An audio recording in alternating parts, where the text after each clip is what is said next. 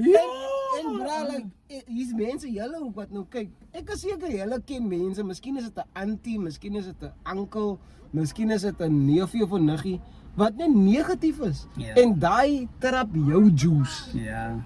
Dat trap jou juice. Because jy, ek het ook 'n girlie nie gedate nie, maar gesien. En Hallo John Cena.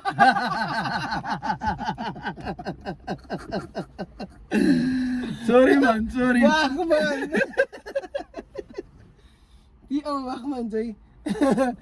So, toe hoor ek nou praat is net die ma en die suster wat die doen en die ma doen daai. Nou dink ek jy is aan die common denominator in al die relationships met jou mense. Wat die mekaar En die next persoon oor wie jy gaan kla is natuurlik dan ek.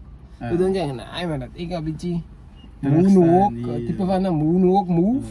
Dink ek nee, ek kan nie, because mense wat ondankbaar is, ek dink hy's wat die ou aunties altyd kwaad geraak het voel. Jy gryp net, jy sê nie eens dankie nie. Ja. Dan because hy allow vir jou om regtig te wys nou jy appreciate wat mense vir jou doen of wat jy het in die lewe.